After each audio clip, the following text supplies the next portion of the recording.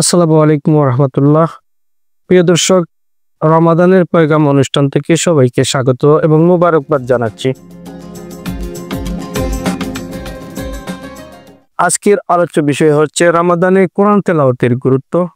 আলোচক হিসাবে আমাদের সাথে উপস্থিত রয়েছেন উগারকুল কেন্দ্রীয় জামে মসজিদের পেশ ইমাম ও খতিব শায়খ বুরহানুদ্দিন, সহকারী শিক্ষক উগারকুল ইসলামিয়া মহিলা মাদ্রাসা। হুজুরদের কাছে জানতে চাইব রমাদানে কোরআন তেলাওয়াতের গুরুত্ব এবং ফজিলত। নাহমাদুহু ওয়া নুসাল্লি আলা রাসূলিহিল কারীম, আম্মা বাদ। ক্বালা আল্লাহু আযজা ওয়া জাল, শাহরু রমাদান আল্লাযী উনজিলা ফীহিল কুরআন। পবিত্র রমজানুল মুবারকের সাথে কোরআনে কারীমের গভীর সম্পর্ক রয়েছে, কারণ এই রমজানুল মুবারকে আল্লাহ রাব্বুল আলামিন তার শ্রেষ্ঠ কিতাব কোরআন শরীফ নাজিল করেছেন। যেমনটা আল্লাহ রাব্বুল আলামিন সূরা বাকারার এক আয়াতের মধ্যে আল্লাহ বলেন, শাহরু রমাদান আল্লাযী উনজিলা ফীহিল কুরআন, যে রমজান মাস হলো সেই মাস যেই মাসে আল্লাহ রাব্বুল আলামিন কোরআন নাজিল করেছেন। এমনিভাবে আল্লাহ রাব্বুল আলামিন ৩০তম পারার সূরা কদরের মধ্যে আল্লাহ বলেন, ইন্না আনজালনাহু ফি লাইলাতিল কদর, যে আমি আল্লাহ রাব্বুল আলামিন লাইলাতুল কদরের মধ্যে আমি কোরআন শরীফ নাজিল করেছি। তো যেহেতু কোরআন শরীফ রমজানুল মুবারকের মাসে নাজিল হয়েছে, তাই কোরআনের সাথে রমজানের বিরাট সম্পর্ক রয়েছে। তো এই রমজানুল মুবারকের মাসে রাসূল কারীম সাল্লাল্লাহু আলাইহি সাল্লাম কোরআনের তিলাওয়াত বেশি করে করতেন।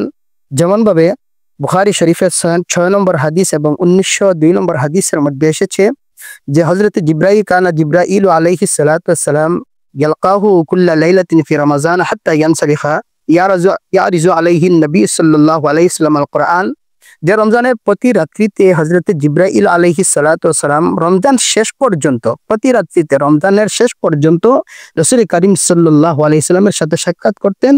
আর রাসূল কারীম সাল্লাল্লাহু আলাইহি ওয়াসাল্লাম প্রতি রাত্রিতে জিবরাইল আলাইহিস সালামের কাছে বিগত রমজান থেকে নিয়ে এই রমজান পর্যন্ত যা নাজিল হয়েছে এইগুলার দাওর করতেন, এইগুলা জিবরাইলকে তেলাওয়াত করে শুনিয়ে দিতেন। অন্য রিওয়ায়াতের মধ্যে এসেছে ফায়ুদাররিসুহু, রাসূল কারীম সাল্লাল্লাহু আলাইহি সাল্লাম জিবরাইলের কাছে কোরআন তিলাওয়াত করতেন। তো যেহেতু হাদিস দ্বারাতে আমরা বুঝতে পারলাম যে রাসূল কারীম সাল্লাল্লাহু আলাইহি সাল্লাম রমাজানুল মুবারকের প্রতি রাত্রিতে জিবরাইল আলাইহিস সালামের কাছে কোরআনের তিলাওয়াত শোনাতেন, তাই রাসূল কারীম সাল্লাল্লাহু আলাইহি ওয়াসাল্লাম যেহেতু এই আমল করেছেন, তাই আমরাও সারা বছর কোরআনের তিলাওয়াত করব, তথাপি রমজানের মাসে আমরা বেশি করে কোরআন তিলাওয়াত করব। আমাদের বুজুর্গদের ইতিহাস তালাশ করলে দেখা যায় যে তারা রমজানুল মুবারকে ৬০, ৬১, ৬২ খতম কোরআনের তিলাওয়াত করতেন। যেমন ইমামে আবু হানিফা রাহমাতুল্লাহ আলাইহি সম্পর্কে বর্ণিত আছে, তিনি ৬২ খতম কোরআনের তিলাওয়াত করতেন। আমাদের দারুল উলুম দেওবন্দি উলামায়ে কেরামের মধ্যে অন্যতম একজন আল্লামা জাকারিয়া কানদালবি রহমাতুল্লাহ আলাইহি, তার সম্পর্কেও বর্ণিত আছে যে তিনি রমজানুল মুবারকে প্রায় ৬০ থেকে ৬২ খতম কোরআনের তিলাওয়াত করতেন। তো আমাদের বুজুর্গরাও এই রমজানের মাসে তারা খুব বেশি কোরআনের তিলাওয়াত করতেন। তো আমরা এই মাসে বেশি করে কোরআনের তিলাওয়াত করব, কমপক্ষে একটি খতম যেন আমরা কোরআন তিলাওয়াত করতে পারি। আল্লাহ পাক আমাদেরকে তৌফিক দান করেন, আল্লাহুম্মা আমিন। হুজুরকে ধন্যবাদ এবং মোবারকবাদ জানিয়ে রমজানের বিশেষ অনুষ্ঠান এখানেই সমাপ্ত করছি। আসসালামু আলাইকুম ওয়া রাহমাতুল্লাহি ওয়া বারাকাতুহু।